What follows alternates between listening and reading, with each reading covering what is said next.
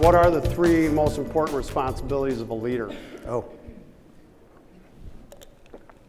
They sound obvious, but they're not as obvious as they seem, because when I go to a business, any of you check out a business, you see the leadership team. It's made up, like yours was, of subject matter experts.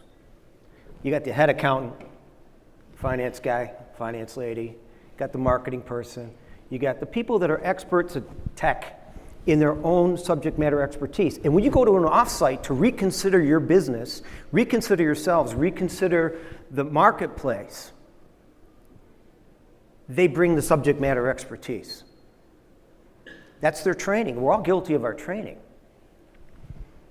And maybe they have not been taught to think more strategically, but if you think about Apple Computers wasn't doing that well for a while. It's hard for us to remember those days. Steve Jobs got fired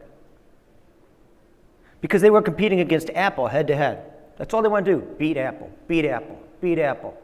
And their identity was, Steve's cool, he's a nerd. Okay, we'll be cool, he'll be nerdy, their company.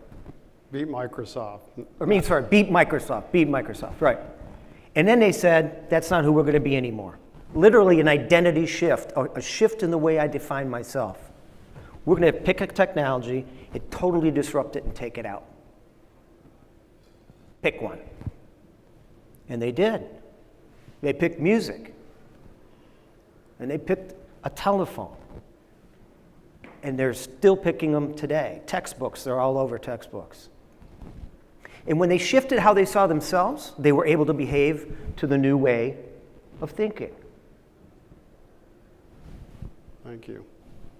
Yeah, it's pretty basic. You know, how we define ourselves is I just have to repeat that because I haven't heard that in a while because we live that now. But how we define ourselves determines the behaviors we have and then the outcomes. I mean, you can apply all of this personally as we can professionally, right?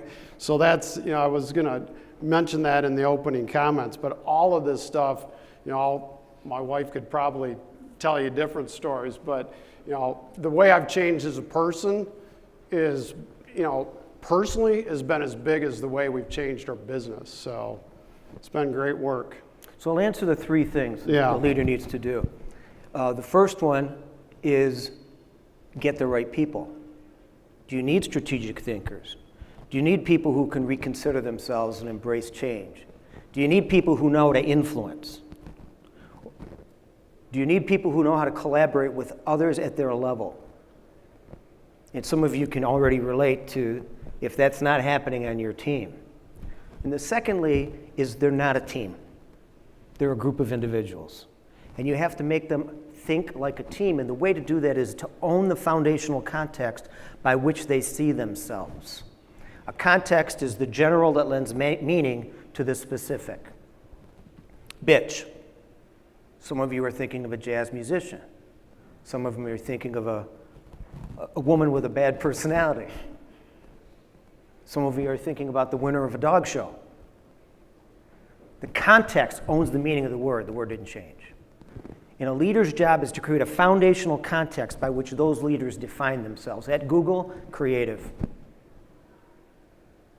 You sit in this room, you're creative. And they start to behave to it. And then you own the foundational context by which all problems are considered, defined, and behaved to. I'll give you an example. I have a president of a company, $750 million company, not in YPO, that is a new president. And she asked me to come in and say, help me with my leadership team. We're going to make drastic changes around here. It's a very stoic company that's in a time of change in its industry. They don't change, they die. She wants to lead the change, which is even harder to do when you're the stoic leader. It's easier for the upstarts. They're not locked into already all these definitions, right? So I said in front of her leadership team, at the end of your tenure, you get hit by that bus or you retire or whatever happens, and someone's writing a review of what happened at this company in your tenure, what did we become that we weren't before? I had to ask her several times, several ways, and she finally said, we're going to be the envy of the industry. If you don't have our products, you want our products. If you don't work here, you want to work here. About 2 weeks later, I'm on the phone with her head of product development. And she says, I've got a problem in one of my divisions. I need to solve it. I've got to get rid of this person. I think I'll just put this person in because I think they can do the job. They really don't know much about that area, but I know I've seen them work as a manager and they'll get it done. I said, you're checking off a box. You're not being a leader. She says, why? I said, how does that move make us the envy of the industry? That foundational context shifted the way she was just going to replace somebody because it was easy. Have we done this? It was the easiest thing to do. To having her think, I've got to write what my vision for that division is. And I've got to interview people who can tell me how they could create the vision. And then I'm going to hire the one that I think has the best chance of doing it. Totally different approach and will yield a totally different result. And those are the top 3 jobs of a leader. You want to go list those again? Sure. Okay. Get the right people at the highest levels. Not just a subject matter expert sometimes. Your top tech guy probably isn't your best coder. Probably shouldn't be. Coders learn how to live in solitude, not in the streams of life with other people. So they're not as effective sometimes, not always, in their communication style and tolerance of others' inabilities to code. So the right people. Secondly, they've got to become a team, not a group of subject matter experts. They need to think separately and share ideas separately, but with a common goal. The guys on the baseball team have a common goal. They're a team. It's the score. Now, they have a career. They want their batting average good. They want their errors low, or their, whatever other number their position might represent, so their agent can get them a good deal. But it's a team sport. And we do that through foundational context, a common understanding of self.